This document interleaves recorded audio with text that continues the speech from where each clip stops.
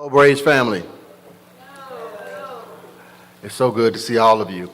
First of all, I want to thank my president, Dr. Tracy M. Cook, for allowing me to serve as the Director of Athletics of Alcorn State University, the Watermark establishment for allowing us to be here today, and all of you Alcornites who are out there supporting us today. Thank you so much for your attendance today for such a great moment in Braves athletics. Right now, we've got real momentum going in Braves athletics, and especially in Brave basketball.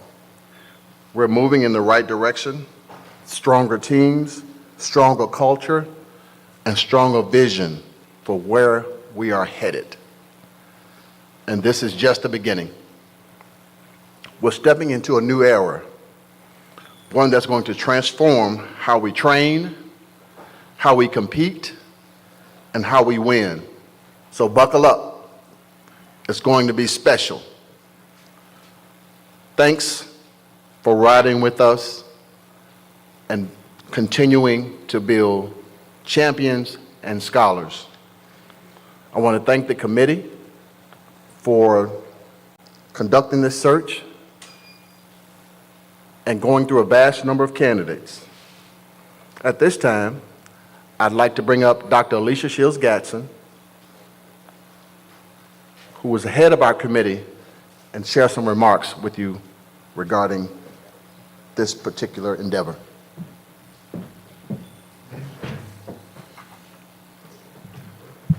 Good afternoon. I am Dr. Alicia Shields-Gatson, and I had the privilege of chairing this committee along with some Alcornites, some academicians, some industry leaders, and we felt like we were able to take the charge that was given to us by our president and our AD to find our next men's basketball head coach. And so after some arduous weeks, and a lot of applications and conducting a lot of interviews and Google searches and all of those things that goes along with a national search, we feel like we finally got to where we needed to be. Where we are right now, as you look at Alcorn State University and moving into that next chapter, a lot of what you see now when you look at Division I athletics, you're going to hear some new terms, and they're going to start to become common terms. You're going to hear NIL, that's the name, image, and likeness. You're going to hear opting in. You're going to hear house settlement.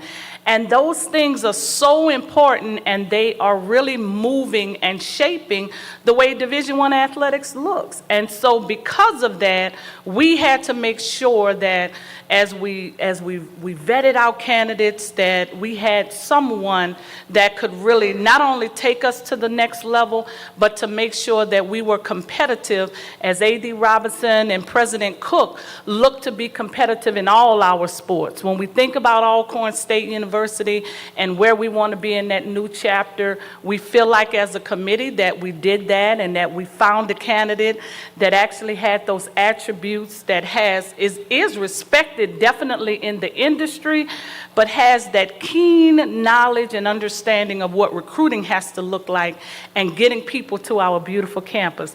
And so we felt like we did that, and we are so pleased today to be able to introduce that new person to you today. Thank you.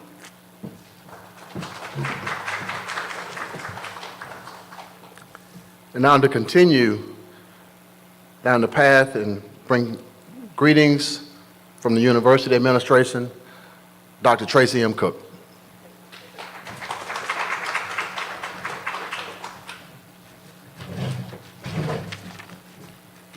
Good afternoon and welcome.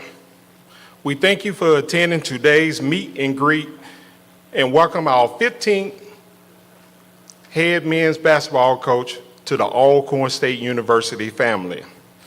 I want to thank everyone here for their continued support of Alcorn athletics. The university is committed to excellence and elevating our student athletes both in the classroom and on the court. A.D. Robinson has been charged with ensuring that our coaches and players are provided with the necessary resources within our means for the continued success of our athletic programs. We are grateful to our previous coach, Landon Bussey, and his staff for their impact on our basketball program.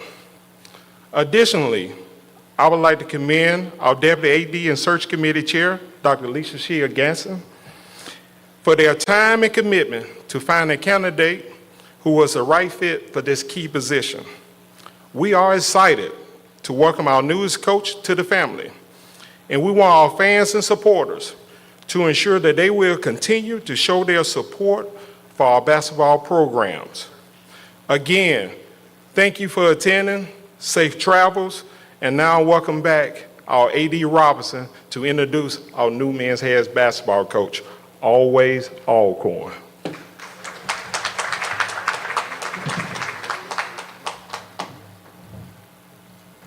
Thank you, Dr. Cook, for your words of support to our athletic family and to Alcorn State University.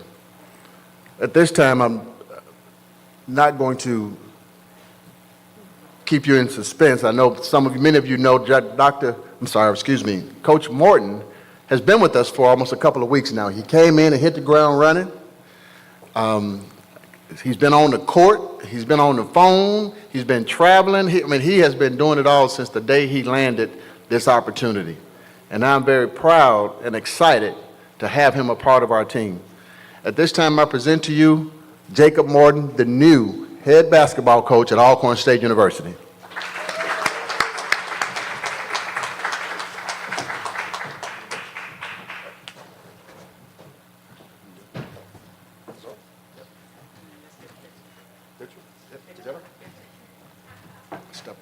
Step over here so we'll I got big head.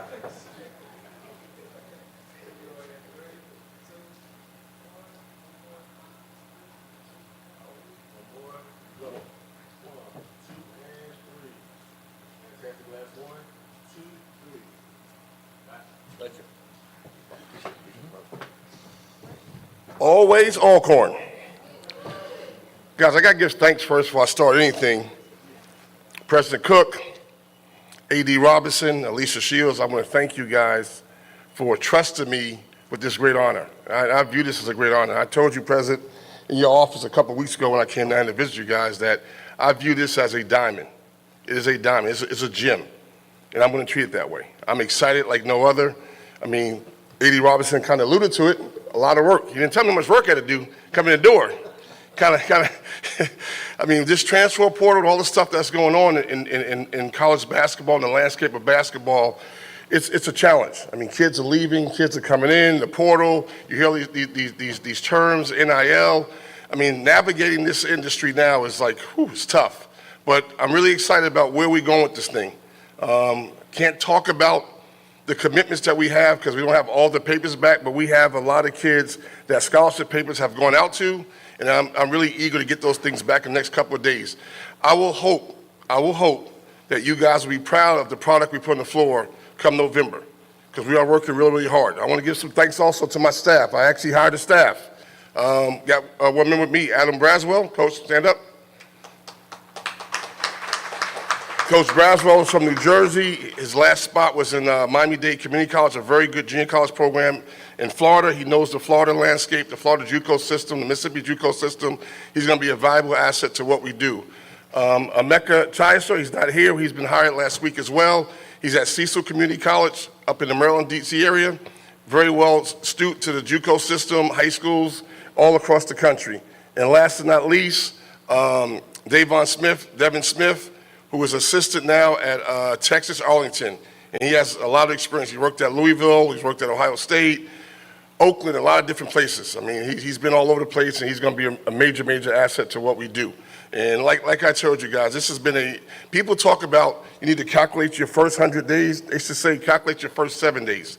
You hear it all the time, your first 100 days. The first 7 days, I have to try to build a new roster, hire a staff, talk to kids that don't want to be here, develop some type of culture. I mean, it's been very, very challenging, but it's been really rewarding because I think everything is running like I thought it would, to plan so far. So far, so good, in terms of all those things. Those are really, really important things to do when you're trying to establish yourself as a new head coach. The thing that's most important to me, right, is taking care of these kids, taking care of the young men that we coach, nurturing them, making them better basketball players, making them better students, making them better people. See, everyone talks about, everyone looks at my resume and says, oh, this guy's put a lot of guys, coached a lot of guys that played in the NBA. But I'm gonna be honest with you guys, the thing that's most rewarding to me, when I meet a guy that I coach, he's 30 years old, he has a family, he has kids, and he comes back, and he's telling about all the great things he's doing well beyond basketball. I mean, basketball will take care of itself. Every single kid you coach is not going to be an NBA player. Every single kid you coach is not going to be a professional player. So I think the most important piece that we can give these young men is to be better people and be productive citizens in this United States of America. And that's the thing I put my focus on. I mean, we're gonna do our job on the basketball court, but I think a lot of people fall short where they don't develop people, develop young men to make them productive citizens when they leave their universities, their respective universities. And that's one of the things that we're going to put a lot of focus on, is making sure the guys that come to us, the parents that allow us to coach their sons, that we will do the job to make them better people, better men, better husbands, better brothers, better sisters, better everything. That is really, really important to me, really, really important to me. I know you guys say, you know what, I don't want to hear about that, I want to hear about basketball. What are we going to do on the basketball court? I'm going to tell you a little story. President Cook. Look at everything, President Cook. The last thing he said to me when he shook my hand when I left his office, he said, we're going to win, right? We're going to win, President. We're going to win, President. We're going to win. So I know winning basketball games and being successful in the SWAC is important to you guys. I get that. I understand that. But we are going to put out a product that's going to be ultra competitive.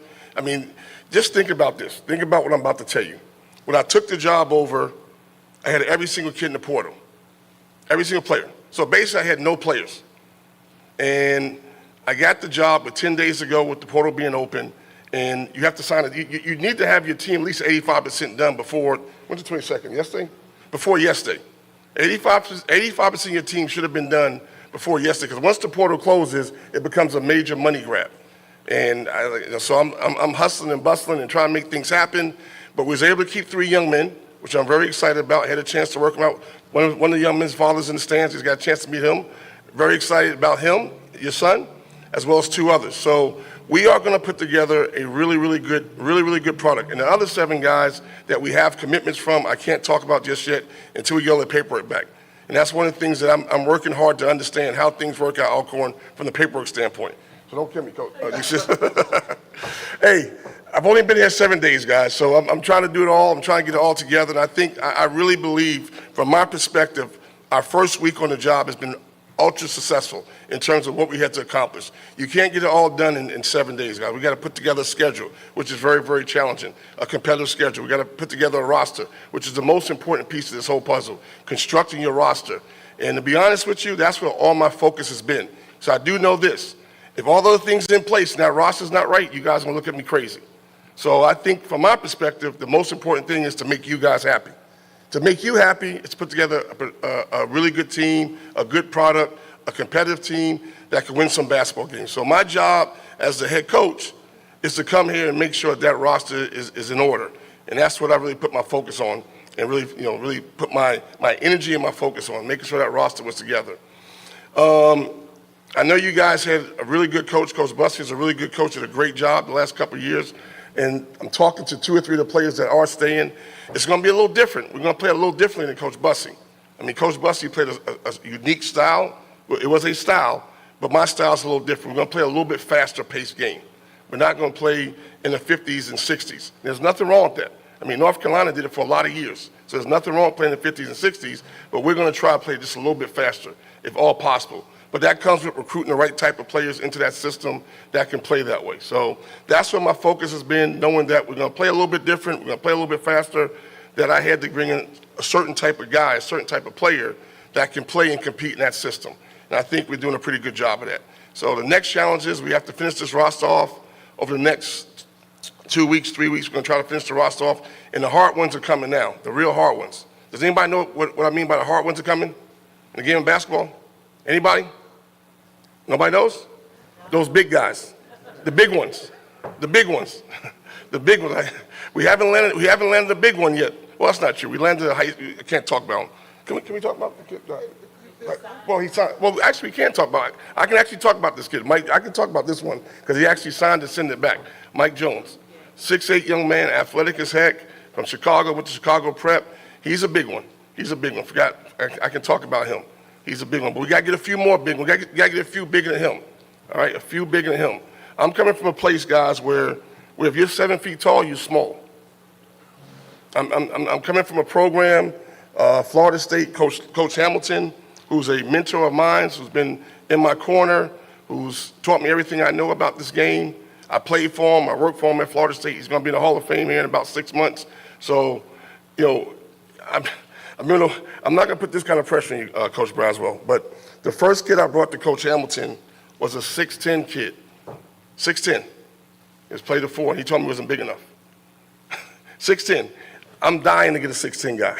So those big guys are a little bit harder to get, but we're gonna land the right ones. We're gonna find the right ones.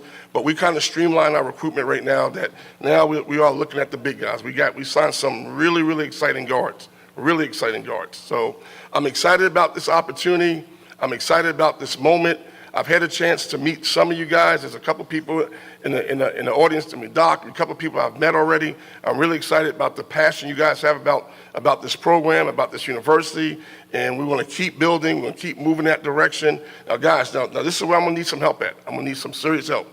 Understand one thing, all right? NIL is a real thing. Does anyone not know what NIL is? Name, image, and likeness. It's a real thing, guys. It's a real thing. I was talking to someone back there, and he said, yeah, I'm hearing that the top 20 programs in the country have a $3 million NIL budget. I said, $3 million? I looked down, $3 million. Try $20 million. I mean, there's 2 kids I coached last year, just two that I coached that are in the transfer portal. They're both going to get close to $6 million, 2.5, 3.5. That's just 2 players. So I'm not saying that's not our fight here at Alcorn. That's not our fight, but our fight is going to be that we're going to have to get some support, get that NIL up, work on that piece of the puzzle, because it's going to take that kind of support to keep getting the type of athletes that we need in the program. That's going to be really important, and that's where you guys come in to give that support and that help. Style of play, I talked about it. We're going to play a little bit faster. I talked about my philosophy. I'm going to be a disciplined guy. I'm not going to take a lot of crap.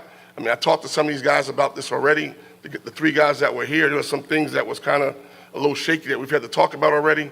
I mean, I'm going to try to do things the right way. I'm going to try to hold these kids' hands to the fire, to be respectful, to go to class, to graduate. The thing that I've never been in a program or worked for a coach that was not on me as assistant to make sure that my guys were not matriculating towards graduation.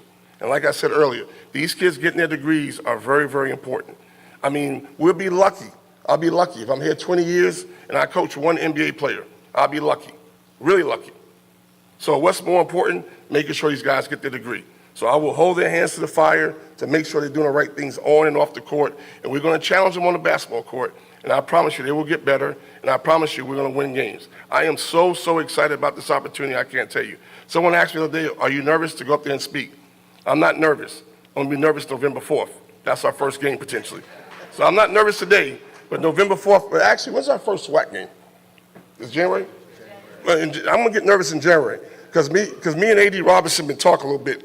I mean, you know, we gotta find a way to win some basketball games. That's all I'm gonna say. I'm not giving anybody any ammunition to throw darts on us, right?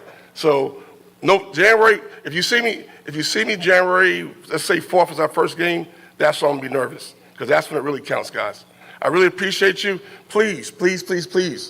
Get my number. I will give it to you. If there's anything you can do to help us, much appreciated.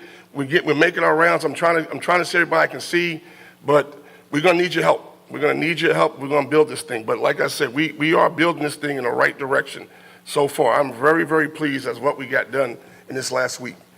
Thank you very much. Coach, yes, have a seat.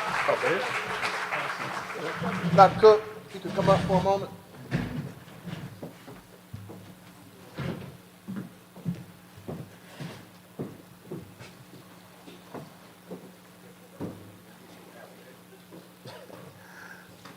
Coach, if you want to stand back up for me, we're going to step over here in the light. We want to present you with this jersey. Oh, What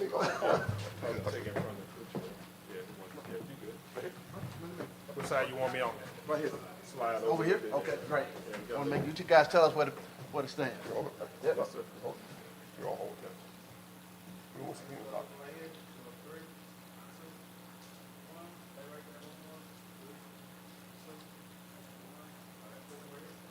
Everybody, 1, 2, 3. One more, 2, 3.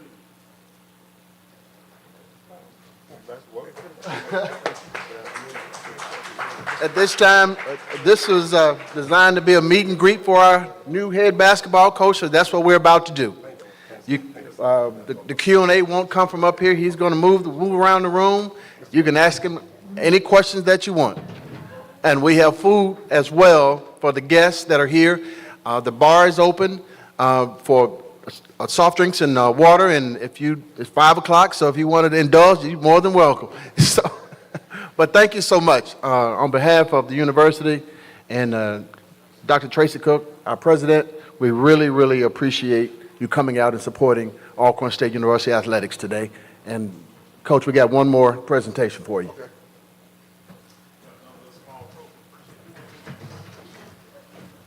Guys, I don't deserve this. The first game I lose, they're going to take it back. I don't know if I deserve this yet. They set me up. There you go. You guys didn't set me up, are you? Bring it down. Yeah, I got you.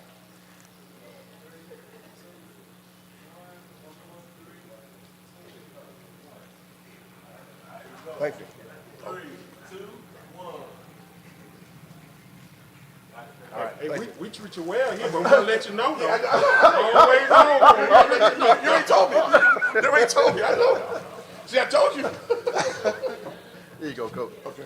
Yeah, thank you. That concludes our program for today. Coach is available for questions afterwards, and we thank you for coming. Yes. Go take some pictures over there.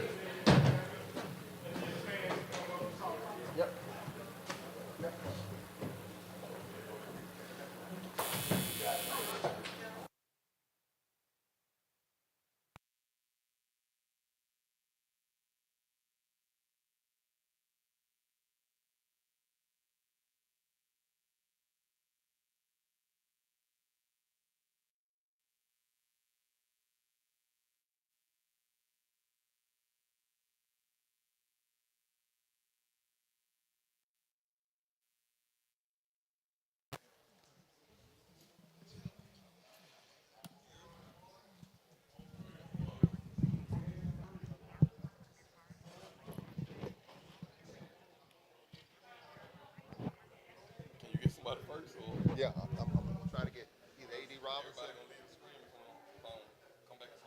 Yeah.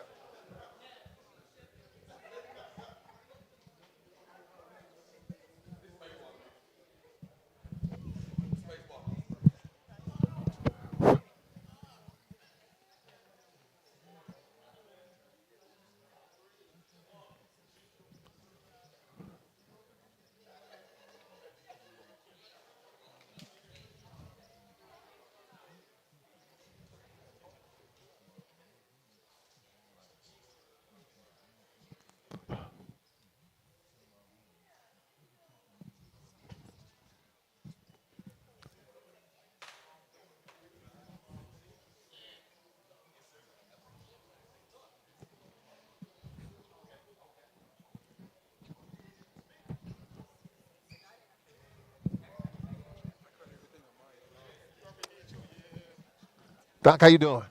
Good, good, good.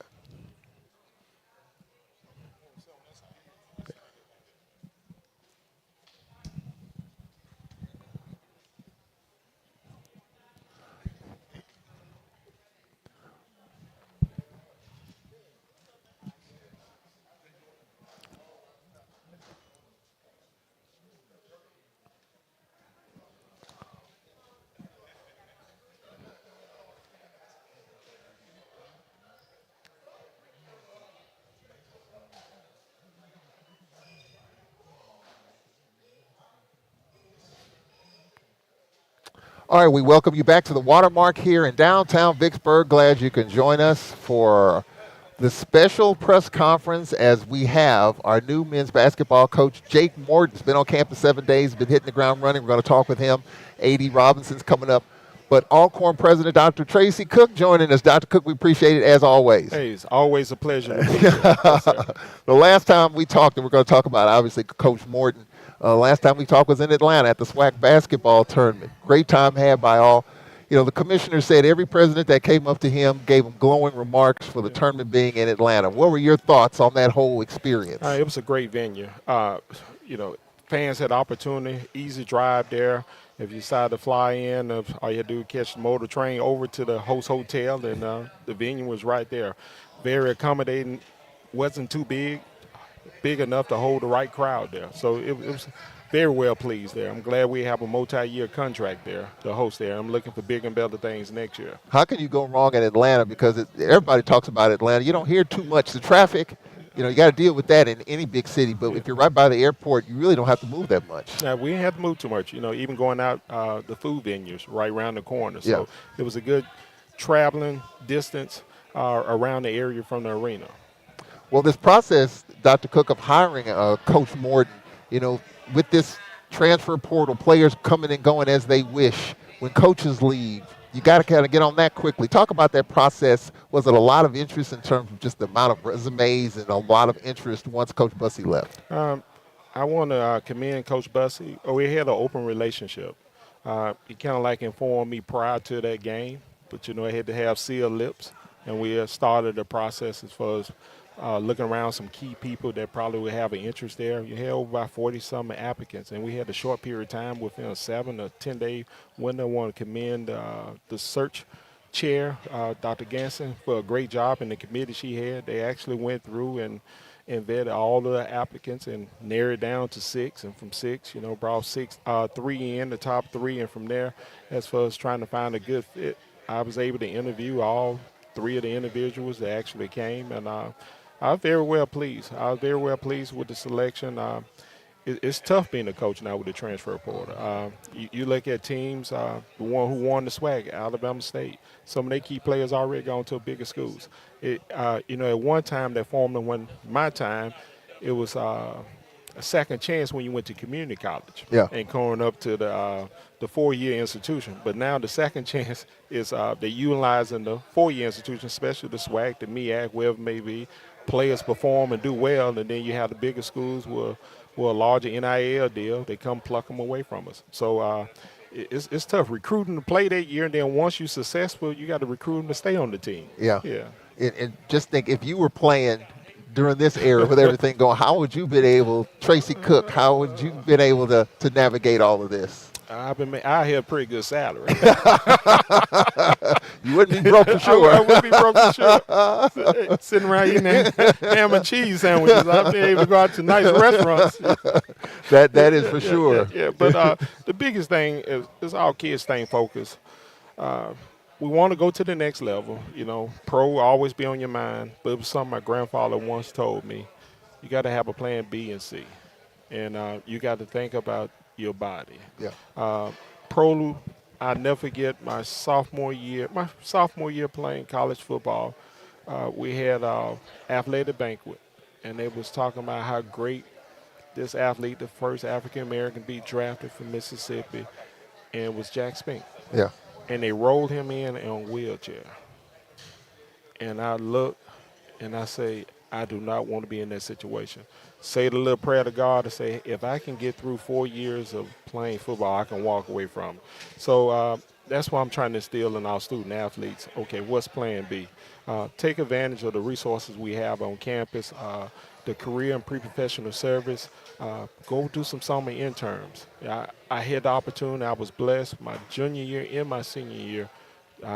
Coaches had these little summer workouts, but I said, Coach, my folks expect me to receive a degree in time, and so I can be gainfully employed. Yeah. But I guarantee you, I'm going to come back in the best shape than anybody ever seen.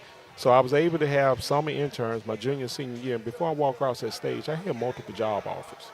So it's all about giving our student athletes opportunities. Yeah. And opportunities, and with that being, you have to perform both on the field or on the court as well as in the classroom. Yeah. Well, you're a pretty good numbers person, and you look at everything with this new NIL landscape, and Coach talked about it at Florida State. It was a $20 million basketball budget. I misspoke. Yeah. When you said someone mentioned two, I said two, but it was actually 20, and so that's kind of the way it is now. But as far as the SWAC, Alcorn, and the NIL landscape right now, where do we kind of fit in with that? What's our challenge in terms of not the $20 million, but just making it to where it is attractive, even more so attractive from that perspective to get Alcorn student athletes in the NIL space? It's some revamping we have to do as it relates to even coaches' salary. We was in the top tier, but now since this new wave that came through, one of my friends that's a president of another school, he realized he was at the bottom of the pool, and now he elevated up his new head coach to almost the top. So when you're actually looking at salaries for the head coaches, a pool for assistant coaches, you're looking at accommodations for student athletes. They coming, those big players, they're not looking for the dormitory. They're looking for a place like apartment off campus. So those are some of the things that we have on the table that we're working in. I'm the type of person I don't like to reveal until I know I secure the bag. So, Yeah. and that's always going to be me. Everybody say transparent. I'll be transparent once I receive the bag. But how I look at it now, it's a numbers game with money. And you look at, we're Division One, but we're in the bottom percentile Division One. But it's all about, we 3,000 students. When you look in the Southwestern Athletic Conference, you have Mississippi Valley State, you have University of Arkansas Pine Bluff, and you have Alcorn. And the next school there, they bring on 5,000 students. So when you're bringing out a more student pool, that's going to have more revenue coming into your school. And then our fan base. We're going to need our fan base to buy season tickets.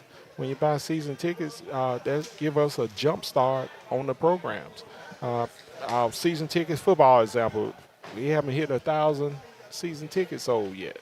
So just think about it, we had 10,000 alumni just bought a general admission, $120 season ticket. We'll be ranked in the top 5 if it's attendance, whether or not you're there or not, and then you get an athletic program startup money. Because a lot of people don't understand the numbers are, the university only get like $1.5 million where you can use state appropriation dollars towards athletics. The rest of it is going to be gate and revenue sales. So you're creating a budget off if we make this money.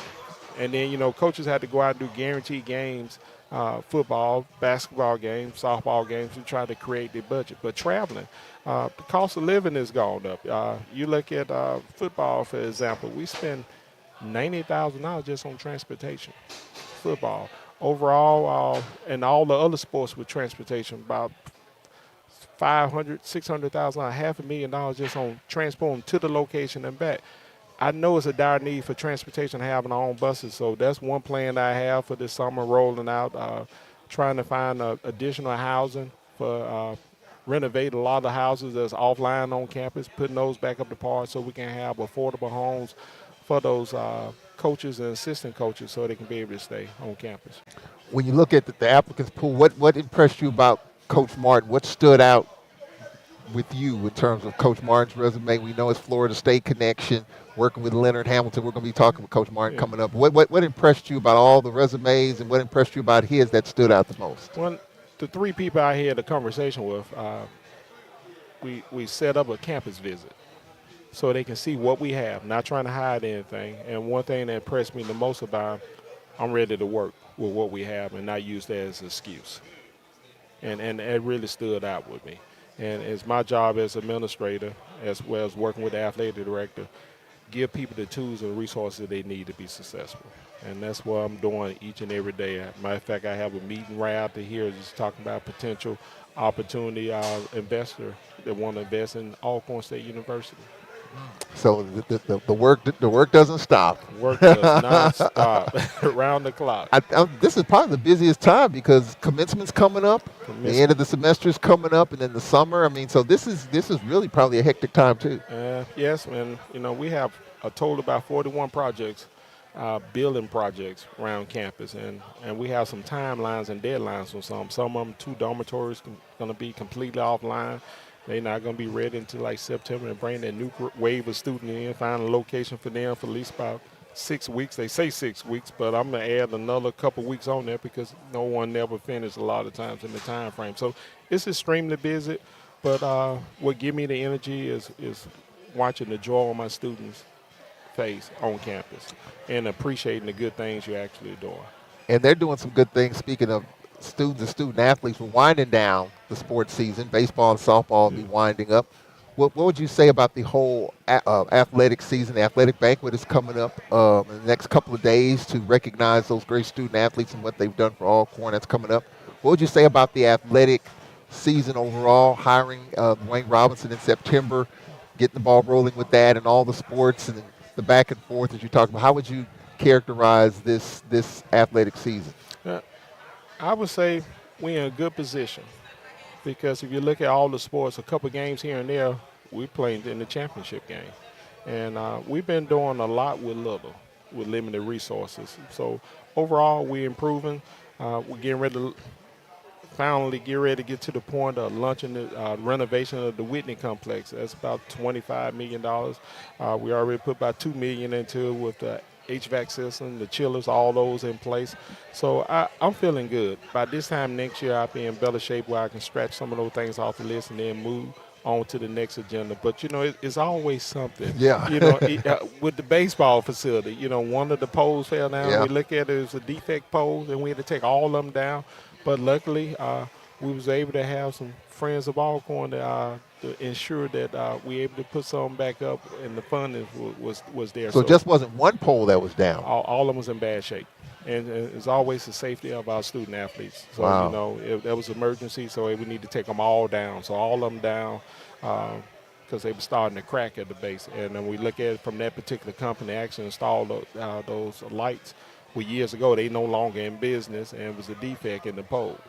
It's just amazing how one unfortunate incident where a storm knocked down one, and then you go into it and you find out there's defects in the whole light structure. Yeah. God always watches over us. It's a blessing it happened. No one there, because what if a game was played and then light falling and nobody really paying attention and strike a student. So it's all about the safety first. So that doesn't impact softball? Is it different light company for that? Softball got a new facility, so their light system probably about 4 years old. Yeah. It's engineered type lights, different grade of lights. So right now they okay, but we are getting them all looked at and tested. But softball pretty good. We're going to redo the baseball. We're looking at doing some things inside the gymnasium. So you'll see a lot of stuff coming from athletic director, A.D. Robinson. I know a lot of people say, hey, what you doing, what's your plan? But it's a lot of things behind the scenes. We just want to make sure we secure the money with the transportation, the upgrades to the Whitney, upgrades to the softball field, upgrades to the tennis court and stuff. So we got a lot going on. Talk about the job that he's done being bolstered in that position in September. He was already on campus as far as the compliance and elevating that position. Just talk about the job that he's done. Well, I think you're doing a great job because you got to look at when you take on a new job, sometimes you don't have the capacity to change your whole staff out. So it got to be over a period of time as you can plug in 1 or 2 person. And when you sit down and talk about your expectations, and then, you have some people like, hey, I'm going to join you. Or no, I need to get off this boat here, right here. You're going in the direction a little too fast for me. So I appreciate the individual to say, hey, here go my little resignation. I appreciate the Love Alcorn show and move on. I have high regards to those type of individuals. Hey, I'm just going to get out of the way. And that's just like me. When I feel my wheels are spinning, I'm going to remove myself from this position. I always have. I just believe in that. But A.D. Robinson, great job, as far as trying to get the budget right, as far as trying to find staff, ensuring that we paying our vendors on time. That has tremendously got better. But, it's still some work there. Now we're working on training our head coaches as being administrators, having an understanding how the works work. What does a purchase order look like and how it goes through the process. When they have an understand the time frame it takes to actually get back, they'll have a better way they can plan better. Understanding when you had I-20s report, when you're trying to do admissions, we're training them on those type of things, how to manage their assistant coaches. You recommend to the university, so you need to evaluate your assistant coaches. If they not performing, you need to write them up. You know, so I don't believe in keep spinning my wheels and saying the same thing. But A.D. Rob spending a lot of time with him, just like I'm spending a lot of time with other cabinet members. But I don't expect to do this every year. Yeah, as the year go on, I'm gonna pull myself back out of your unit because I expect you to run your particular unit. So being supportive, I don't want to give them the support they need to run the unit and hire the people they need. They're gonna make them look successful. Well, I can say this. I've been at Alcorn a few years now. Yeah. It took me 15 years to learn the nuances of what's going on, from the purchase order to the business office, transportation, buildings and grounds. It probably took me 50, and I wasn't in a rush to do it. Some of this stuff was kind of thrusted on me, and I had to learn it, but I appreciate the university at that time not just throwing it all at me. I was getting it in bits and pieces, and then it just took me a little time to absorb it. Yeah, it's good to know, because then you have a relationship with the powers that be. So when you need that quick, you need that quick emergency purchase order approved. Hey, you've been going by visiting people, talking to people. So it works. I guess that's something I always had from my early administration. When I was assistant principal and principal, they used to wonder how I used to always get what I wanted. Even when I was vice president of Alcorn, I'm like, because I know the powers to be. I go by and visit them, seeing how they doing. And I sit down with them and how do your system work? What do I need to do to improve my unit, ensure that it don't get held up? Yeah. And just go by their timeline. Well, Dr. Cook, we really appreciate it. I know you said got some meetings. We appreciate you coming on. Hey, thank you for this opportunity, and always Alcorn. Always Alcorn. We appreciate it. Yeah. That's Alcorn President Dr. Tracy Cook joining us here from Vicksburg. We're going to take a timeout here. We're going to take a 1-minute break. And the man, Coach Jake Morton, is having a seat. He'll join us next in 60 seconds. A lot of good stuff from Dr. Cook, budget and otherwise, a lot of good information. And Coach Morton's got a lot of good stuff, too. The 3 players that will be back from last year's team, we'll talk about that after this. Timeout. We'll be right back.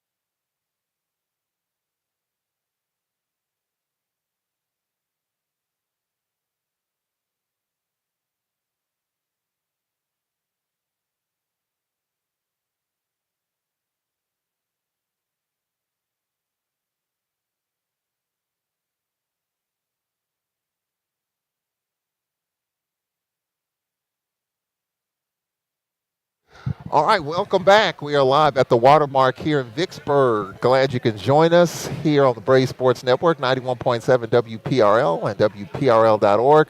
Also, allcornsports.com. Curtis Aaron, our producer on the video side. Jamario Brooks on the radio side. Glad you can join us. We're going to talk with A.D. Robinson coming up.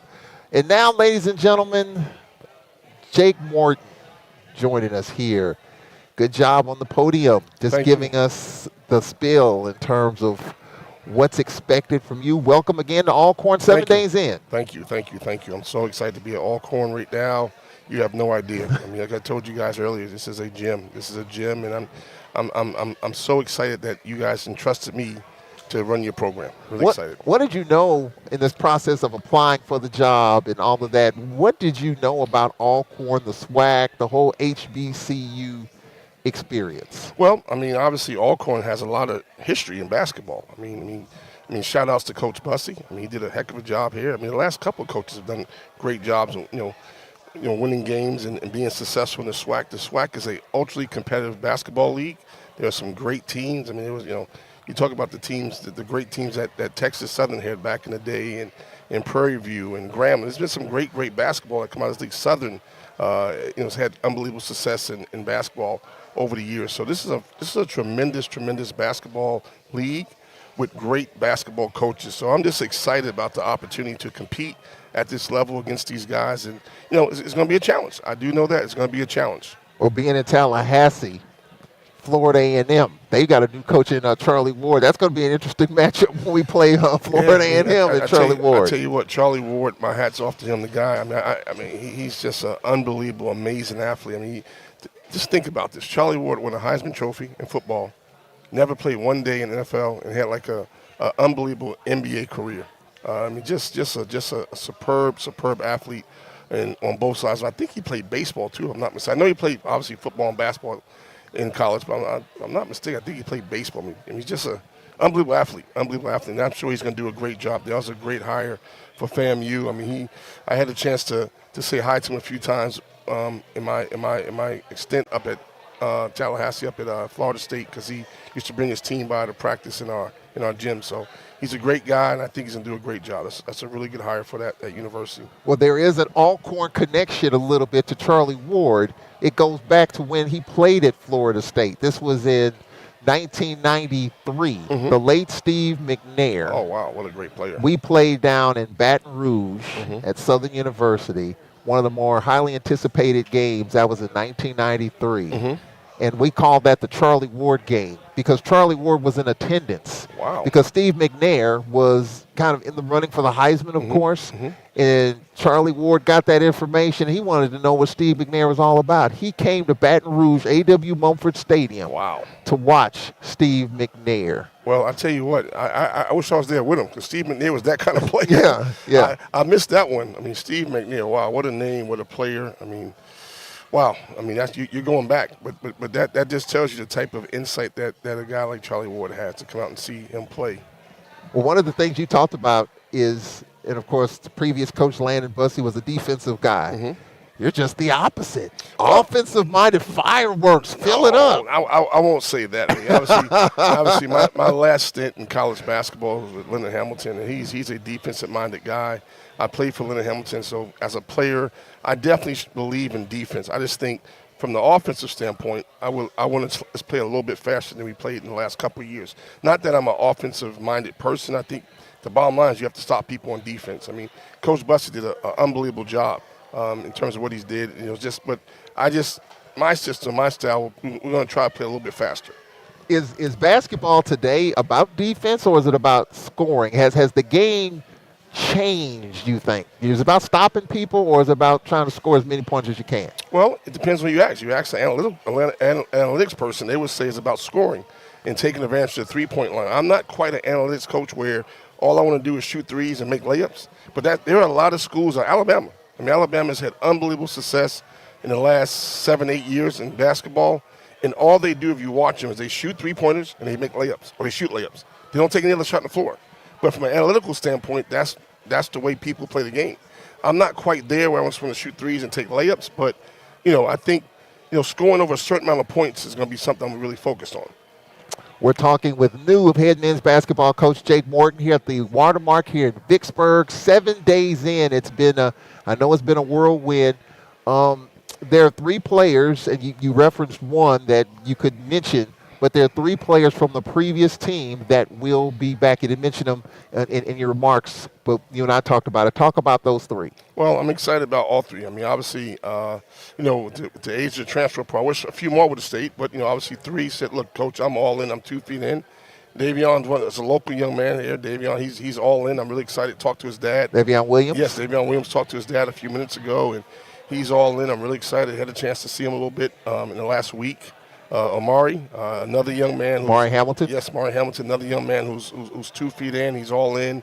Kind of went through some nagging injuries last year. He had some feet issues. Hopefully we can get him healthy and he can be healthier and be more complete with that this year. And the one that I think has a chance is Tyson. Tyson McDaniels. Yes, Tyson McDaniels. Man, he has a chance to. He has no idea how good he could be. Didn't play a whole lot last year, but we are expecting big things from him. Like I said, at the end of the day, those three guys bought in. They want to be here, and that's what I'm excited about. That's the thing I'm excited about. But with the transfer portal, it's hard to convince kids, hey, new coach coming in, new style, new system. Everyone's like, you know what, the grass is green on the other side. But what kids kind of find out is that's not really the case. Yeah. Well, I was reading something Baylor, one of the top programs in the country. Scott Drew, at one point, I don't know what it is now, as of a week ago, had no players on the roster. Yep, Everybody transferred out, Yep. got NIL deals, Yep. NBA, no players on the roster. LSU, I believe, when their coach was hired, had no players on the roster. Is that kind of the norm when a coach leaves? Leonard Hamilton, for example. Is that kind of the way it is now with NIL players getting paid, that when a coach leaves, the roster is pretty much gutted? Well, I'm going to give you the best example of what NIL has done to the game of basketball. Backtrack 3 years, Final Four. University of Miami went to a Final Four 3 years ago. And they had a phenomenal team. And this is what people don't understand. The whole team was returning, for the most part. All their most important players, they had 1 or 2 guys went pro, but they had 85% of their scoring back.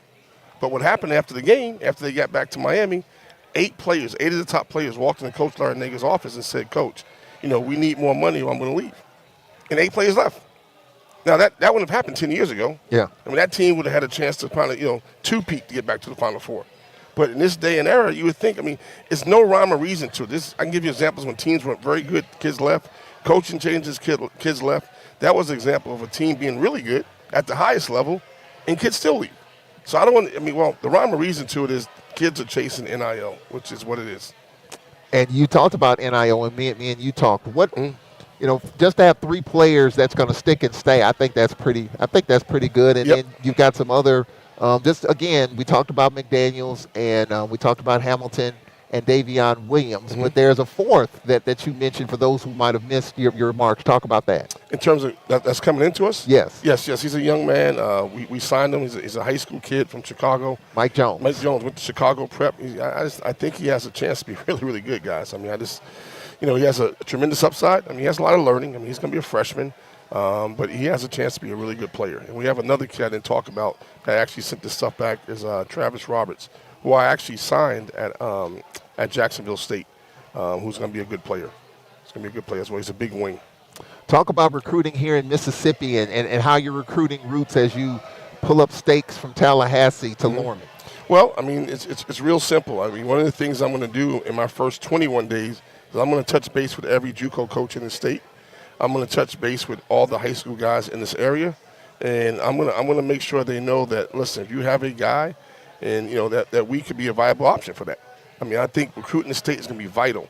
I've recruited Mississippi a lot of times. One of my good friends is at one of the JUCO spots here. He sent me a player who I can't talk about because he hasn't sent his papers back, but he's on board. He's coming. We just have to get the papers to him. So we've already started our niche in terms of getting kids from Mississippi, and we will recruit the state hard. Well, talk about your assistants, Coach. Your staff is already pretty much round out in shape. It's 7 days in. You have your staff. Talk about those 3 individuals that will make up your staff. Yes, Devin Smith is a young man that's coming from Texas, Arlington. Very experienced coach. Very, very experienced coach. Like I say, he's worked at Louisville for Rick Pitino, Ohio State. He's worked at a lot of great places, Oakland, St. Peter's. He's been in a lot of good places. Has a lot of experience in the Southeast. He will be a major, major asset to what we do and how we keep moving this program trekking along. Adam Braswell, who's with me today, really, really good up-and-coming young coach. He's coming from the JUCO ranks. This is his first Division I opportunity, but he has what it takes. He definitely does. He has the mental capacity. He has the drive to be good at this business. And the last one is Emeka Ekachu. He's from Delaware, but he works at Cecil Community College up in Maryland. And he's going to be a fine young up-and-coming coach. So I'm excited about my staff. I like my staff. I like the diversity of my staff. I think we're going to do a good job and help these young men grow and develop on and off the floor. That's the part that I think I alluded to earlier that I'm excited about. It's not just about developing basketball players and winning games. That's really, really important. I get judged on it. I get that. But I'm not doing my job. I'm not helping these guys become productive people, productive men in society. I'm just not. And to me, that is equally as important, if not more important, to us developing these guys as basketball players. You worked under a Hall of Fame coach in Leonard Hamilton. I personally, I like Leonard Hamilton. He's a really good guy. I hate the way that he is kind of, I don't know if he was kind of thrown away. He was forced to retire. Things weren't going well. You know how that stuff goes. But what did you learn from him in all the years you were around him, worked under him, and now you have the keys to a program? What did you learn from Leonard Hamilton? Well, I've been around Coach Ham. I met Coach Hamilton when I was 19 years old. I'm not going to tell my age today. But I can tell you when I met him. I met him when I was 19 years old. And the part that's talking about Coach Hamilton, the part that's crazy is he looks younger than me. He does. Yeah, I mean, maybe I'm aging bad. That guy looks younger than me. When we going out, they think I'm his older brother. How old is he? I don't want to tell you his age. I know his age, but I want to say his age. But all I can tell you is he looks really good for his age. He looks good for his age. And I've learned a lot. I mean, obviously playing for him was a unique experience, but working for him was a whole different experience, man. It was just a whole different experience. And just being in the office with him every day, absorbing that knowledge. I mean, he's one of the best to ever do it. I mean, I think it's going to be a shame if he's not a first ballot Hall of Fame guy. He's going to be in the Hall of Fame eventually. There's no doubt about it. But I think he's a first ballot Hall of Fame guy, and especially when you talk about black head coaches. I mean, he's been a high major head coach. He's coached in the NBA as a head coach. He's coached at three different institutions at the highest level. You know, Oklahoma State, Miami, Florida State, the Washington Wizards, and that's a heck of a deal in this industry to have that kind of run. So I mean, to be around that type of knowledge and to absorb some of that knowledge, I mean, you know, I'm excited to take what I learned from him and to incorporate it to how I want to do things and just see what we got, see if it works, basically. Yeah. Yeah. Well, is it safe to say that your scheduling, we talked about the schedule's not quite all put together as of yet. Is it safe to say that Alcorn will be playing Florida State? Is that? It's interesting you said that. I mean, I called them. They called me back just yesterday.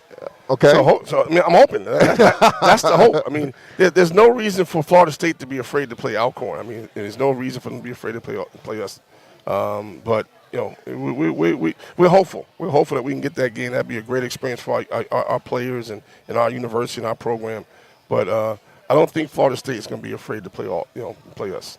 Wow. Yeah, and because you're so familiar with Florida State, is it just as easy as just a phone call and just the relationships? Is it just as easy as that? Yeah. I mean, yes. I mean, like I said, the assistant called me just yesterday, talk about playing, and he took it back to his head coach to see if that if it makes sense logically in terms of it will be a buy game and they will have to buy us. So to make sure it makes logical sense for them financially and from the standpoint when they can play us on their calendar and their schedule.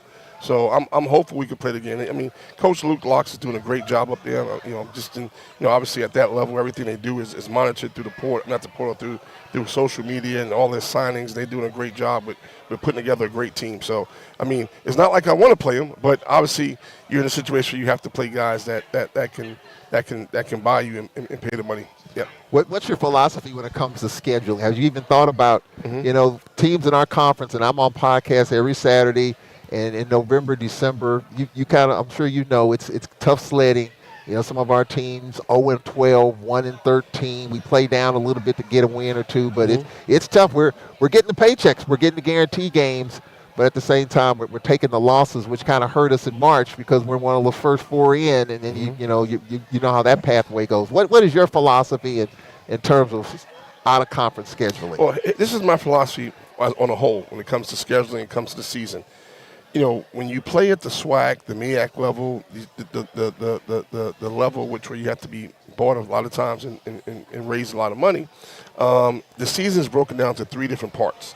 And obviously the first part is your non-conference. And that's the piece you're referring to where you get bought and you have to go on the road and play these teams, these Power 5, Power 4 teams, and they give you a check. So obviously if you can come out of that with a winning record, you are off and running. But if you don't, you still have to find a way to manage your team and manage your program to make sure they keep getting better. That they keep getting better, keep making improvements. It's a time to experiment and find out what you have going into the first part of the real season, which is the SWAC conference. Right. And that's the second part of the season. And obviously we know what that is. We know we have to be extra competitive in that part of the season. We have to try to win games in that part of the season. And obviously you're playing for something. You're playing for a regular season championship. So that's your second part of your season. And, they changed this rule 2-3 years ago where if you won your regular season, you get an automatic bid to NIT. Well, they've done away with that. Yeah. But that was the case. So you was really playing for something. Yeah. I think they should bring that back, to be honest with you. Because what they've done now is they just knocked out a lot of the mid to lower level teams because they're not giving them opportunity to compete at the highest level in postseason play. So hopefully they'll come back with if you win your conference tournament, conference season, regular season, that you get an automatic berth to the NIT. So obviously you're playing for something the second part of the season. Third part of the season is the most important part, is those 4 games at the end of the year, your conference championship. So if we can find a way to keep getting better, first season, second season, third season, and be peaking in the third season, we're going to be in the money. Well, Alcorn was a part of 2 NITs recently, Texas A&M and obviously North Texas in the NIT. But as you mentioned, they have changed that. I think, I don't like it because I thought the NIT was really, really special to be in that. But it seems like they're trying to get quality teams in there, and they don't look at the MEAC and the SWAC as that. So they're trying to get the best matchups even in the NIT. Does that mean that we got to get some work done as a conference in November, December to bolster that case? No doubt about it. We can get some work done in November, December. That will definitely bolster the case. The issue just becomes, the type of teams we have to play in November, December, where the big boys don't play those type of teams, where they're going to end up going 12-2 or 11-2 or whatever the case might be. I mean, we had a major disadvantage just because we have to play that quality of team and play them on the road. Yeah. So it's a challenge to keep moving up the ladder from that standpoint. But like I said, obviously, your non-conference is really, really important if you're trying to get an at-large bid. It's really, really important. And how you schedule, as a matter of fact, I just called the team today. I'm not going to say what team it was. I called the team today about scheduling, and they did not want to play us because we're not ranked high enough. So so even at that level, they want to play teams ranked a little bit higher because how they schedule in the non-conference is really important. So teams will not play you, even though they got the money to pay you, just because it would. If you go in there and beat them, it does more damage to them. No doubt. So they'd rather play a team that's at a higher level. And if they lose that game, it doesn't hurt as much. So it's a catch-22 with this schedule. So I would imagine that's probably changed because of the dynamics of scheduling, the pressure, NCAA tournament, the money that's involved. You really can't waste a game. Can't waste a game. Exactly right. I mean, this is something that these bigger schools, they hire an assistant coach to just schedule. Yeah. I mean, that's a real thing now. At the highest level, I mean, we didn't have it at Florida State, but there are a lot of schools, I know a bunch of schools that are hiring people to do the numbers to make sure they have the right schedule. So their numbers are right. Their numbers are right at the end of the season. Interesting. Yep. The SWAC. Yes. Talk about your knowledge of the SWAC. You talked about Florida A&M. You mentioned Texas Southern. Me and you talked about it. Obviously, the team that won the regular season, Southern University, and then the team that won the SWAC tournament, Alabama State. What do you know about the Southwestern Athletic Conference, the history, the tradition? Just what do you see there? I have a lot of friends in this league. I mean, I got a really good friend at Alabama State. I have a really good friend at a guy I went to college with at Southern. I'm very tight with Dante, Pat over at Graham. I mean, I have a lot of guys in this league that I'm really good friends with through the industry and known for a long time. I have a lot of respect for this league. I have a lot of respect for the coaches in the league. I have a lot of respect for the players in this league. And it puts pressure on me every single day to try to live up to what has been done over the years in this league. I mean, it really has. I mean, I know people. I was talking to someone last week.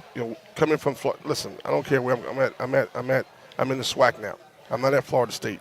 So now my focus direction is to what those teams are doing. Yeah. I mean, I can't worry about what North Carolina and Duke is doing now. Or Clemson. I mean, there was a time where I did. Yeah. But now I have to worry about what Alabama State's doing, what Alabama A&M is doing, what Grambling is doing, what Southern's doing. Mississippi Valley State, Jackson. I got to pay attention to what those guys are doing. So my focus has changed, and I have a lot of respect for all these guys in this league. I tell you what, I was at the final. He had no idea I was in the room, but I was at the Final Four talking about Jackson State. I was really, really impressed. I was at it's like a Legends Classic, and Mo Williams was on a panel. And the part that's crazy, I don't even know how I ended up in this place. It was like I was just walking, like, yeah, come on in. I just went in there and sat down, and these legends came up. I mean, Mo Williams was up there talking. I was just really, really impressed with Mo and his vision and what he's done and what he's doing. So to say that that this league is a it's kind of a lower level league, that's a bunch of baloney. It's a bunch of baloney. This is a really good basketball league. A really good basketball league. Well, speaking of Mo Williams, you talked about the schedule, the SWAC schedule. We open up. I don't know if you've even looked at it. I have not. We open up with the first 3 games in conference on the road. Wow. We open up with Jackson State and Jackson. And then we go to Alabama State. Wow. that won the tournament last year, was one of the hotter teams, and then Alabama A&M, Dante Jackson. So that's our first 3 conference games, just to give you a heads up in terms of what we're looking at in conference. So they just want the rookie coach just to get this is great. Where's the commissioner? Who schedules these games? They said we got a rookie coach coming, so we're gonna give him the gauntlet. They started me out the gauntlet. Well, it's not the last year we opened up with 3 at home. We opened up with Jackson. So the schedule. I got you. It just flips. Yeah, but I will tell you, there's a gauntlet. I mean, any way you look at it, it's a gauntlet. I mean, to start those 3 games, I have not looked at that, but thank you for. Now I'm starting to sweat, guys. I'm starting to get nervous. I mean, God, we got now. I need to get back on that recruiting trail. Wow. So recruiting, even though you're 7 days in, recruiting is going at a nice pace, considering that they're playing catch up a little bit. Yes, playing major catch up, but I knew this coming in. You just got to lean on a lot of people that I've known for over the years and to help me with some guys and help us with some guys. And that's been the whole philosophy, is just try to identify some guys that can help us, that can play at this level, and that can be a good player for us. So I think, at the stage we're at right now, I like where we are. Like I said, we got a bunch of kids out there that are committed, and scholarship papers are going out to them today and tomorrow. So hopefully we get those back definitely by next Monday. So here we are. We're towards the end of April. You're into May. What's the college basketball calendar like now? Well, it's still recruiting. I mean, it's still stuff. There's events that go on in May. There's events that go on in April. Spring events that go on. But we won't have time. That's just for kids in 26 and 27. We have to. We're going to stay home and try to finish this roster. I mean, I don't have time to look at 26 and 27. Right. I still got to fill 4 or 5 guys. The portal. How much are you going to dig into the portal and high school kids? The balance between the two in your philosophy of building a roster? Well, I mean, I would like to get 3 or 4 high school kids. Right now, I got 1 who I really like. I'm willing. There's another one I'm trying to get right now. Hopefully, I can get him. Don't know if I can get him or not. But I'm trying really hard to get him. But all the other kids that I have committed, 1 junior college player, 4 or 5 transfers, 4-year transfers, and 1 high school kid. So those are the guys that I think I have on the docket for right now. So to your question, to your question, I think I've been more in the portal than anything else. Yeah, I've been more in the portal, but I'm not ruling anything out. If I can find a good player, high school, portal, junior college, prep school, I'm going to move on it. A coach told me, this is when I learned of how the portal's a serious thing, that they'll hold back a scholarship or 2 just to see what's in the portal, and if it's a good fit, they'll offer that kid out of the portal a scholarship. They're just holding back scholarships to look in the portal. Is that where we are? That was a philosophy up until 2 years ago. Then something, this evil name called NIL jumped in, NIL. So now NIL becomes a major player with how that all works. But yes, you are right. That was a philosophy that a lot of people did. A lot of people adhered to, with holding scholarships back and waiting to see what was available. Because think about it, there was 1,000 kids last year that didn't get a scholarship, over 1,000. So that would have been a great philosophy before NIL was in play. Now NIL gets in play, everyone's chasing money. I mean, we'll see if that philosophy still holds to be the case going forward. Because NIL is a real player now. It was not the case 2 years ago. It was just coming, and you can get away with it 2 years ago. But now, people have it now. Kids are getting paid. That is really intriguing, and so many players are in the portal. It's unbelievable. It's more players than positions available. What do you think about that? But this has been my whole sell. These kids. I mean, this is my whole sell. This is hypothetical numbers. If there's 400 scholarships left, and there's 2,000 kids in the portal, you're the player. Tell me how that math works out for you. 400 scholarships, 2,000 of you guys. How does the math work out? It doesn't. What I mean is somebody's going to get left behind. Somebody's going to get left behind. So in NIL, the NIL component has made it worse because kids are holding out for money. Right. There's going to be more kids that get burnt by this than it was the last 2 years. Yeah. Because now these kids are just holding out to hit a certain dollar amount before they make a decision to go to school. So I can see last year the number was 1,000 that didn't get a scholarship. It could be more than that this year that don't get a scholarship. I just don't know where we're going with this. I'm confused. I'm lost. I'm kind of disappointed. I'm saddened. Empathy, sympathy, all of that, because there are going to be some people left behind. And then what does it do for the high school kid? The kids that have played 4 years, 3-star, 4-star, 5-star. Where does that leave them? It leaves them out. I mean, it leaves them out. I mean, there's no reason in the world the high school kid that 2 or 3 years ago, that could have had 10 scholarship offers. He would have. I mean, at different levels, but because of how the portal works and how this whole thing's working, there's great value in high school right now. So when you ask that question, is it going to be portal, is it going to be JUCO high school? I just want to go where the value's at. There's a lot of good high school players out there. I mean, now you run the risk of going against older teams, going against older players with the teams you're playing against. But, it's the old adage. I mean, Duke has done it. I mean, North Carolina's done it. I mean, they don't abide by the portal. I thought Duke was one of the best teams in the country, and they had all freshmen for the most part. Yeah. All freshmen. So now they're getting the best freshmen in the country. But to that point, if you can get a talented player, you got to go with it, regardless of high school, whatever it is. It doesn't matter. Well, Houston was my team. I was pulling for Kelvin Sampson. I thought if he wanted, he was done. He said, he still might be, but he's going to name his coach and his predecessor and all that. He's going to do all that. But I thought if he had wanted, if they got off a shot, I think that's the thing that takes people off. They didn't get off a shot. You never know what's going to happen because they get off a shot in that last possession. You know why I feel bad for Kelvin? Is for this reason. For Coach Sampson, this is why I feel bad. 3 years ago, his best team, really, like that team he had 3 years ago, was a team that was number one in the country for most of the year. Yeah. I mean, he's had great teams over the last couple of years, but that was his best team, and I think he got beaten in the Sweet 16. I mean, it's just, that tournament is something special now. Yeah. I mean, you got the Cinderella stories, you got this, you got teams that should advance, don't advance. You got teams that have, take North Carolina State last year, for example. I mean, 2 years ago. I mean, they had a bad year, and they go on that run where they win like 9 games in a row and get to the Final Four. So that's what makes the tournament special. But that coach is let go now. He's let go. 1 year later. That's what saddens me. Yeah, 1 year later. But that's a whole nother conversation. That's a whole nother one. Yeah. But he is. But he had a heck of a run 2 years ago. Yeah. Yep. Well, quite a few Alkanites were here. Just talk about the communication with them and just meeting some of the purple and gold. Oh, boy, it's been amazing. I mean, I told a couple people I got to get my tie game up. I got to get some more purple tie. I got to find a place to buy it. So I'm gonna get me a purple suit. Really? My goodness. I'm gonna get me a purple suit. Are they gonna run me out the building? I don't know. No. We had a former sports information director that had a purple suit. Yes. And he wore it on special occasions, like when we played our rival Jackson State SWAC championship game.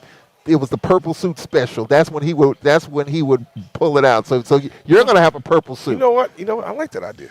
The purple suit special. No, hear me now. That's what it takes to get the kids in the stands. Yeah. I'm willing to do it. Just got to find a purple suit. Are we going back to suits? Because the coaches are wearing. Yeah, that's true. Coaches are wearing. The whole suit thing is. We didn't wear. I haven't worn a suit. I mean, I wore a suit, before this event, but I mean, it's very few and far. I mean, even when you go to church, you don't wear suits anymore.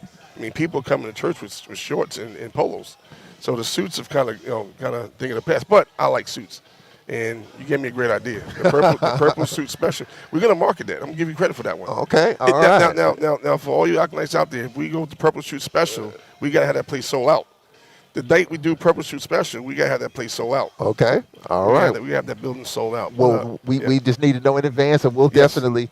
Yes, that's a great idea, though. I like that idea. I wonder will coaches get back to wearing suits again? Have we seen the end of the 3-piece suits and the vests and all that?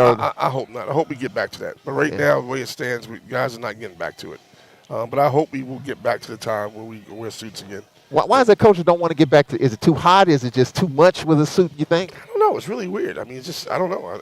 I never really asked anybody. It started with COVID.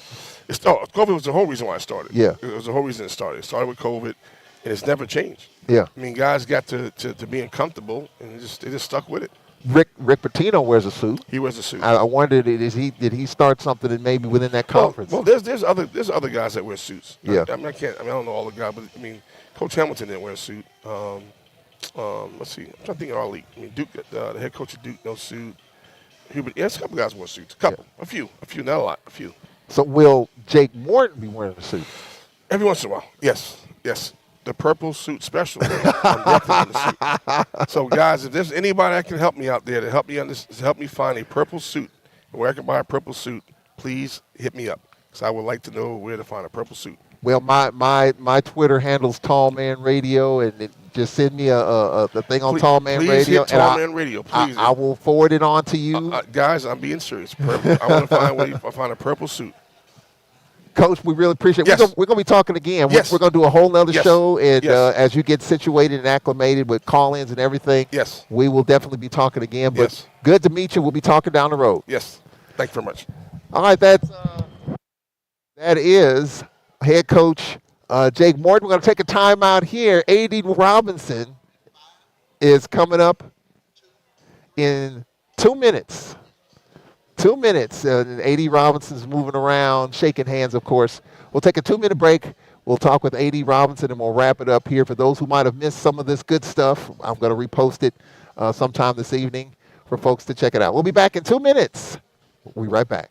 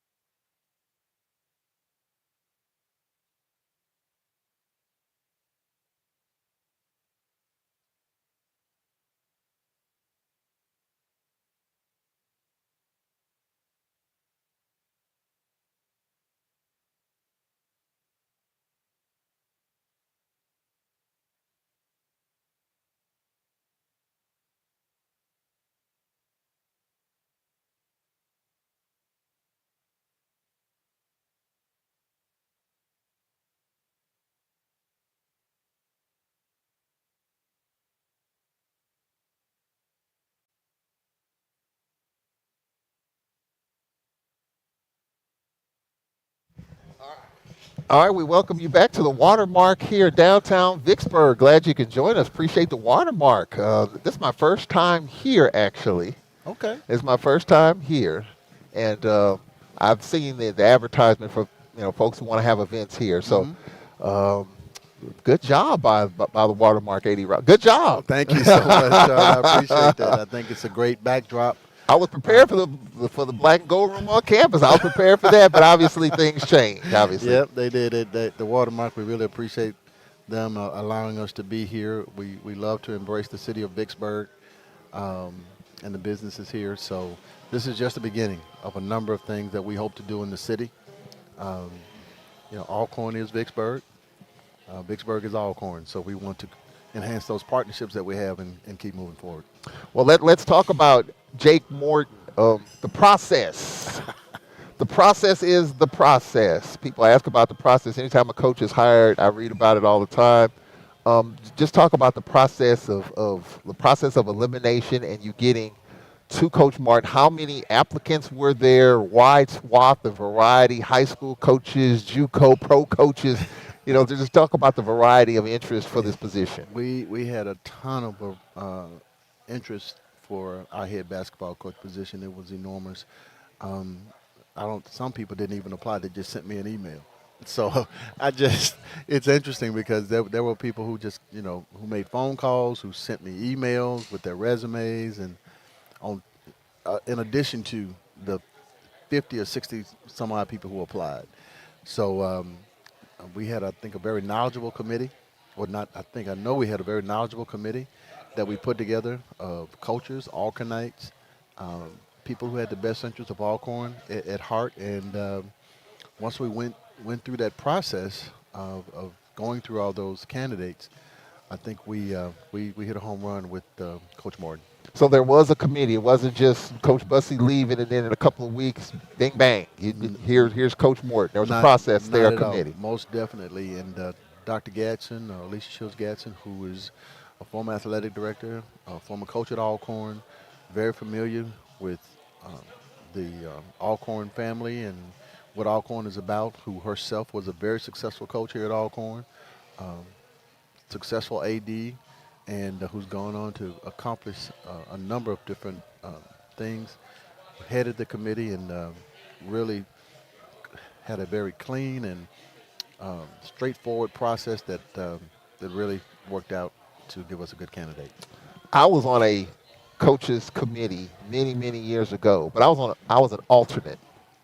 And when I tell you that was, even though I was an alternate, I was on the committee because if someone dropped out, I had to be step right in. So I got all the resumes. I had the checklist of what it took. If you didn't have this, if you didn't have the proper educational stuff, you were X'd out. It is a lot. I mean, it was kind of overwhelming, and I never thought it was going to be easy, but man, it was an eye opener for me. It really is, and when you have a position like a basketball or a football coach, especially at the Division I level. A lot of people are excited about it, but it does take a lot to not just perform at this level, but and also for the committee to go through all those resumes and look at someone and say that we think this is the best person for our program.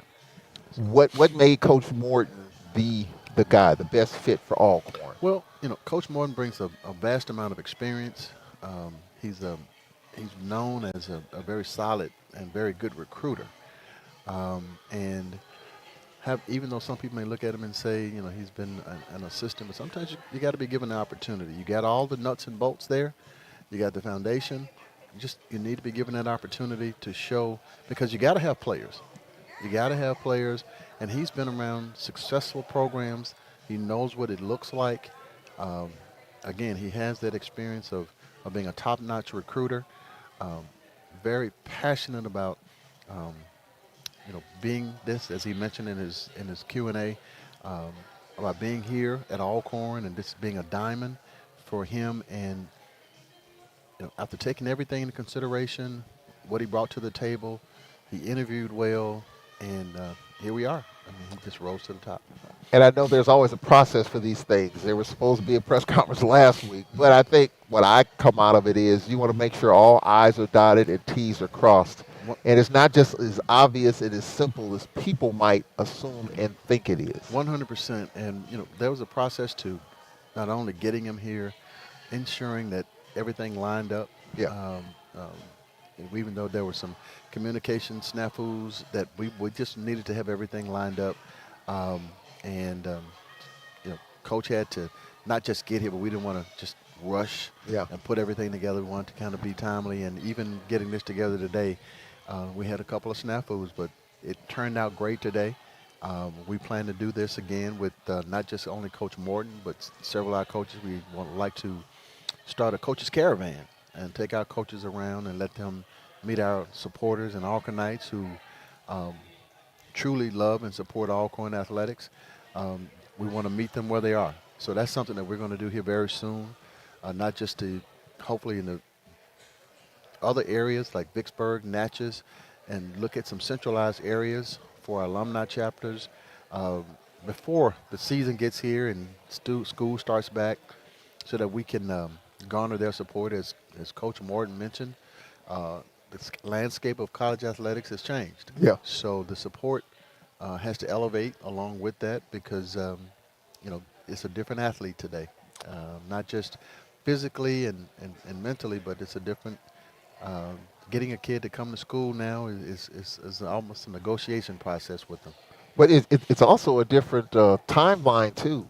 It used to be 10 years ago when a coach leaves, you can kind of take your time with the committee, go through the process. You can't do that now because players are coming and going. They say they're coming today, and The coach leaves and they can leave. And so, how much, I know you want to hire the right guy, the right fit, but was there a little bit of a pressure to get it done quickly because you had 3 players who were going to remain with this program that was on this program, that was with this program last year, and so you want to keep the band together a little bit, but you understand the dynamics. Is there pressure when a coach leaves, like Grambling, for example?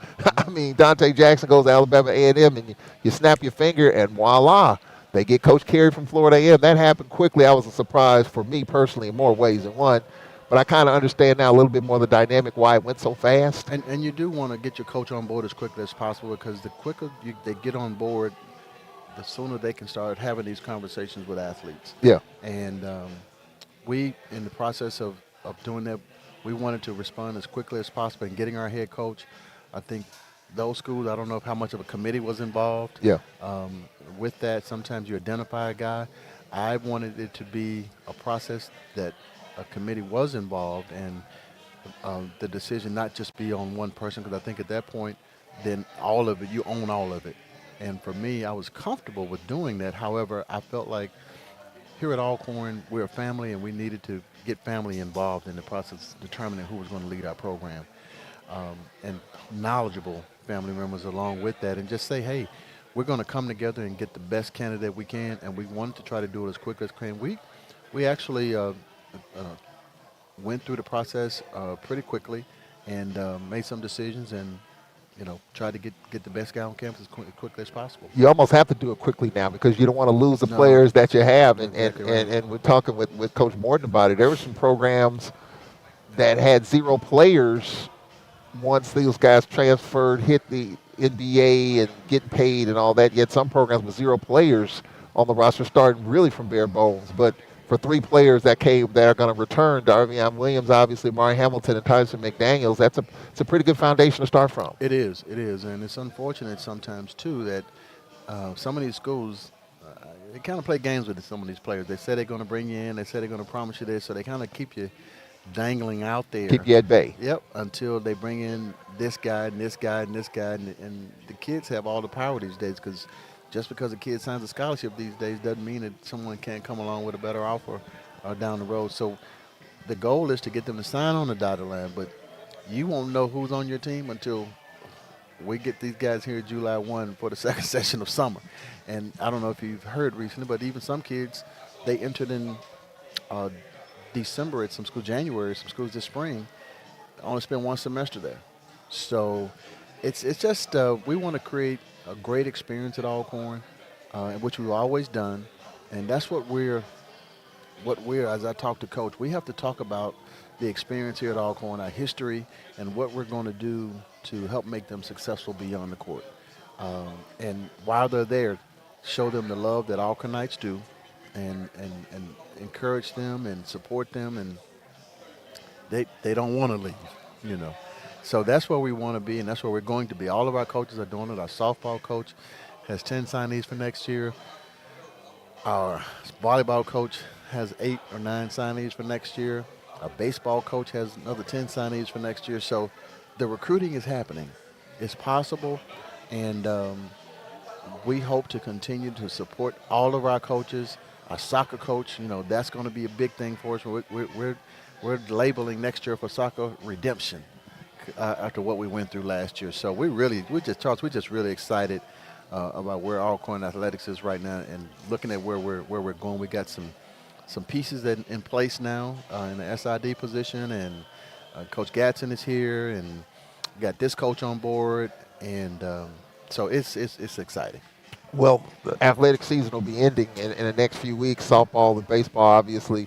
You were hired in September. Just talk. I mean, this was your first big foray with hiring a head coach. Just talk about this road from September to where we are right now. Just the ups and downs, the sideways, the left, right, all of that. It's interesting. I was just sharing with Coach Gadsden today and a couple of other Alcornites that the first 6 or 7 months for me have been amazing.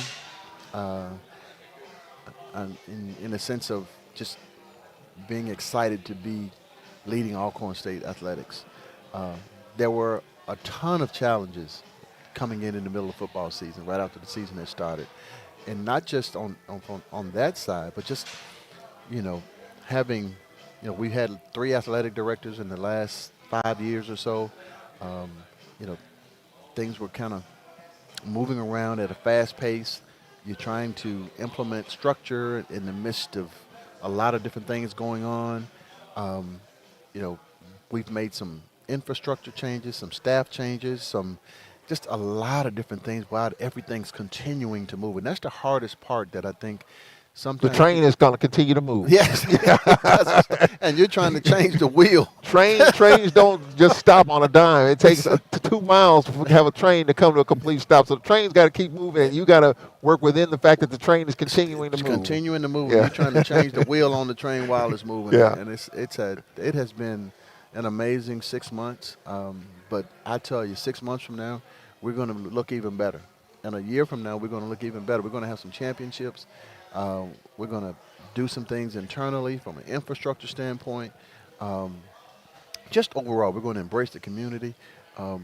We're going to let people see more of what we're doing instead of, because the first 6 months for me, I just had to do some things just on campus alone, just to kind of set the foundation for some things we wanted. I've been without an SID for 9 months, which is a huge part of the communication for any program, any university. So at this point now, we're getting ready for the band to go to Macy's. We're looking at our football schedule at home.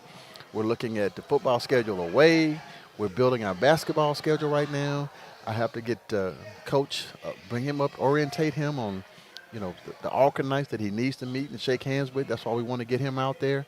So the first 6 months have been really, really good. It's been some challenges, definitely, because you come in not knowing everything you need to fix. But you got to fix some things, but you also have to embrace some things. Yeah. And doing both of them at the same time with limited staff, limited resources, a new president, which Dr. Cook has been amazing for the athletic program. The student athletes, have tried to engage them more so that they still feel like Alcorn is the best place for them. Because now is the time kids are jumping in the portal. We didn't have a lot of kids that jump in the portal from football, which was great. But, when you change coaches in a situation like this, kids are going to look at opportunities. A couple of kids I really was personally trying to talk to stay here at Alcorn. But these days, everybody has to look at the opportunity that's presented before them. I personally don't plan on going anywhere because I want to continue to build Alcorn into one of the greatest sports programs in HBCU. How tough was it as far as when we hired, of course, Coach Morton and some of the players kind of on the fence, and of course some are moving on, but we did have 3 that are gonna remain. Talk about those conversations over the weeks. Well, I tell you, when you talk to some of the kids, they just get other offers and opportunities. I mean, Coach Bussey brought in some talented kids every year that he was here. He didn't have to necessarily deal with Neil his first year, but he still had kids who still were able to transfer. So when you're having a conversation with kids who are have offers and opportunities because of Neil. Neil is NIL. Yes. Yeah. And that's going to be a common word. Oh my God, yes. Do we even need to? I mean, I guess that's the next phase of it because Coach Morton mentioned it, $20 million, for a basketball roster. Where are we as far as the SWAC in this? Is this something that I guess we got to talk about it, but where do we start with that? Well, I tell you, it's a couple of schools out there involved in it, but they didn't win the championship either. So, but going forward, you have to change with the times. And where are we now in terms of that? Well, we're building our collective right now. As a matter of fact, I'm going to sit down with JJ here in the next couple of days with Coach Morton and discuss some adding to what we currently have so that we can present some opportunities. Now, we won't be able to present a $20 million opportunity for a whole team. $25 million. No, just kidding. But what we want to do is create. That'll set off an NC investigation. I don't know these days.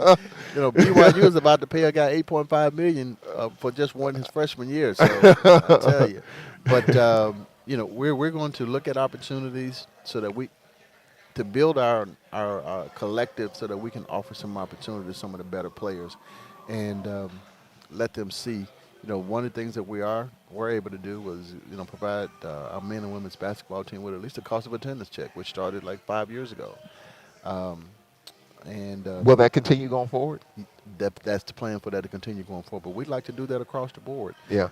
Fortunately, that's part of what we have to do with some of the guaranteed dollars that we get in. But we're trying to increase that across the board through the NIL and the collective opportunities out there. We're going to present to all of our student athletes how to present themselves to companies so that they can take advantage of NIL opportunities. So we're going to embrace the NIL movement as much as we possibly can. As a matter of fact, a soccer recruit was on campus from Las Vegas, Nevada, just a couple days ago, and we needed to. She even mentioned about, are we going to give some NIL opportunities and show them how they can get involved in that. So it's something that we really want to embrace very, very strongly, and we want our alumni to know how they can be a part of it. It's going to be a lot. It's going to be interesting conversations for sure. A.D. Robinson, we appreciate you coming on with us, man. We're going to do a show. We're going to talk all about this and the whole sports season. We'll be talking after you get through graduation and all that sometime next month. All right, Coach. Thanks a lot, Charles. We really appreciate it. Appreciate you. All right. Bye-bye.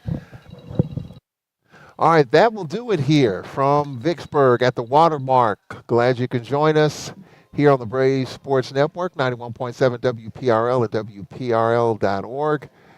The video side, Curtis Aaron. On the radio side, Jamario Brooks. For those who've missed some of this, we will replay some of this so you can check out the interviews with Coach Morton, as well as AD Dr. Tracy Cook, President Dr. Tracy Cook, as well as AD Dwayne Robinson. I'm Charles Edmond. Glad you could join us. We'll talk to you soon. So long.